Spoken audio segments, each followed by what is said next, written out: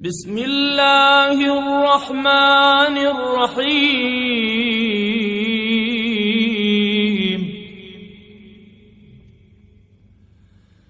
ألف لام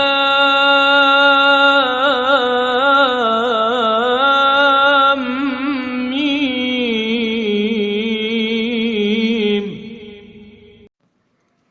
أعوذ بالله السميع العليم من الشيطان الرجيم. بسم الله الرحمن الرحيم. الحمد لله رب العالمين وبه نستعين وصلى الله على سيدنا محمد وطاعته الطاهرين وعلى الله دائما أجمعين. قال الله العظيم في كتاب الحكيم بعد أعوذ بالله السميع العليم من الشيطان الرجيم. بسم الله الرحمن الرحيم. ألف لام ميم. صدق الله العلي العظيم. Allah subhanahu wa ta'ala nous dit dans son livre sage, le premier verset de Surat al-Baqarah, donc c'est les lettres isolées, Alif, Lam, Mim. Sadaqallahu al-Aliyyul Azim. Je vais commencer, ça sera sur les lettres abrégées bien sûr, ou isolées du Saint-Coran. Et j'ai rien à rajouter du commentateur de ce qu'il a dit, c'est bien et utile, mashallah. Je commence. Si j'ai quelques remarques, je les ferai, mais dans tout le texte, j'ai rien à dire apparemment, sauf peut-être quelques petites choses qui me viennent par improvisation. Nous remarquons dans le Saint-Coran que 29 sourates commencent par des lettres abrégées ou isolées, huruf muqattara. Comme leur nom l'indique, ces lettres se présentent de manière dissociée et sans aucun sens apparemment. Toutefois, après ces lettres vient immédiatement la question du Coran et sa grandeur, ce qui signifie qu'il existe une relation étroite entre ces lettres et le Saint-Coran lui-même. En guise d'exemple, dans le verset 1 de la sourate An-Naml, donc le verset 1 de la sourate Les Fourmis, il est écrit Ba'da a'udhu billahi sami al-ghalim, ta'asin, tilka ayat al-Quran wa kitab al-mubin, sadaqallahu al-aliyyul azim. Ta'asin, voici les versets du Coran et du livre explicite. Donc à chaque fois qu'il y a des lettres isolées, tout de suite après, il y a une mention du Coran. Dans les 29 passages où les lettres isolées sont présentes.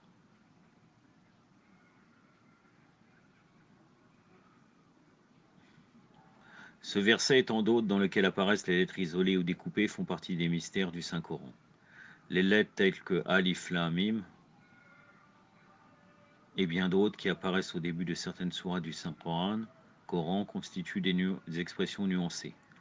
Les secrets et les mystères dont personne ne cerne la signification si ce n'est le messager sallallahu alayhi wa alayhi, et après lui les imams purifiés alayhum salam, qui sont les successeurs de ce grand messager sallallahu alayhi wa sallam. Des hadiths venant des Ahlul Bayt alayhum salam, qui sont la famille du message et de la révélation, développent cette signification. L'imam Ali dit tout livre a une quintessence et les lettres abrégées sont la quintessence de ce livre, le Saint-Coran. Tafsir al-Safi, volume 1, page 78. On a transmis de l'imam Sadiq alayhi salam. Alif, Lam, Mim font partie des lettres du nom divin exalté qui apparaissent séparées, isolées dans le Saint-Coran. Elles sont familières aux prophètes et aux imams, et chaque fois qu'ils invoquent Allah avec les mêmes lettres, leurs prières sont exaucées. Ça, c'est dans Tafsir Marzan el-Irfan, volume 1, page 66, Tafsir al-Safi, volume 1, page 77. Il est rapporté de l'imam Ali ibn al-Hussein, alayhi salam, donc l'imam Sajjad, alayhi salam. Les Quraysh et les Juifs prétendaient que le Coran était une fable magique en disant le Coran c'est de la magie. C'est le prophète sallallahu alayhi wa alayhi lui-même qui l'a fabriqué et prétend ensuite qu'il vient d'Allah. Allah leur dit Alif Lam Mim, Zalik el-Kitab, c'est-à-dire ceci est le livre. Donc le verset de Surat al-Baqarah, le verset 1. Plus après, ceci est le livre, donc le verset numéro 2. C'est-à-dire, ô Muhammad, Allahumma salli ala Muhammad wa ali Muhammad wa lajjal farajahum wa la'anadahum. Le livre que nous t'avons révélé est fait de ces lettres abrégées, Alif, Lam, Mim, et bien d'autres qui font partie des lettres alphabétiques de votre langue. Tafsir al-Burhan, volume 1, page 54. Ibn Abbas et Akrama ont rapporté que ces lettres sont le serment par lequel Allah jure et elles sont également partie des noms d'Allah. Ça, c'est aussi dans Tafsir al-Burhan, volume 1, page 54, Tafsir Minhaj al-Sadiqin, volume 1, page 126. Peut-être le fait que Allah jure par ces lettres dévoile leur importance et leur grandeur. En effet, c'est à travers ces lettres les lettres de l'alphabet, que la magnificence, la grandeur et les secrets de la création de l'univers se déploient. Il en est de même pour les sciences des premiers et des derniers, l'administration des sociétés, des relations entre les hommes sur Terre, et également l'industrie, les transactions, la cohabitation, le mariage, l'ordre, les lois sociales et le droit humain. La transmission des connaissances depuis les siècles passés jusqu'au siècle suivant s'est opérée grâce à ces lettres et ce commentaire qui constitue les explications des préceptes divins, des termes et des sciences du Coran est présentement rédigé grâce aux lettres des différentes langues telles que la langue française. Et comme généralement on jure pour quelque chose d'important, la grandeur et l'importance de ces lettres montrent pourquoi Allah jure en ces termes. Allah subhanahu wa ta'ala nous dit dans la sourate Al-Qalam, donc la sourate de la plume, بعد أعوذ بالله السميع العليم من الشيطان الرجيم بسم الله الرحمن الرحيم نون والقلم وما يسطرون. Donc là, c'est le verset numéro 1, la sourate 78. Allah subhanahu wa ta'ala nous dit Noun par la plume et ce qu'ils écrivent. En somme, plus de 100 hadiths sont rapportés par les savants musulmans au sujet de ces lettres. Il faut se référer aux livres fiables d'exégèse et de tradition.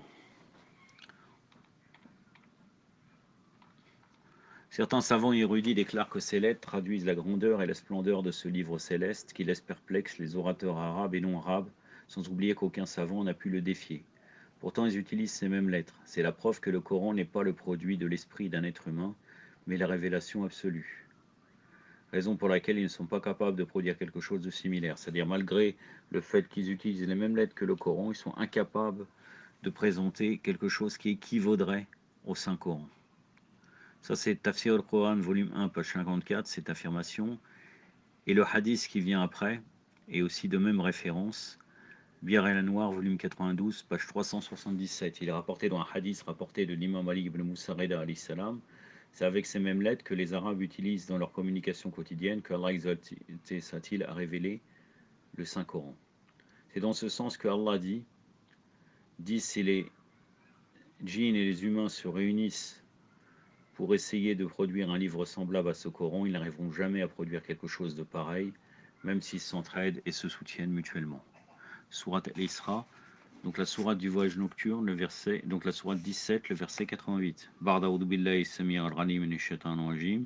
Qul la'ini jama'ati al-insi wal jinn ala an yatu bi'misli hadha al-Quran la yatuna bimithli wa la kana ba'duhum lil ba'di zahiran. Sadaqallah.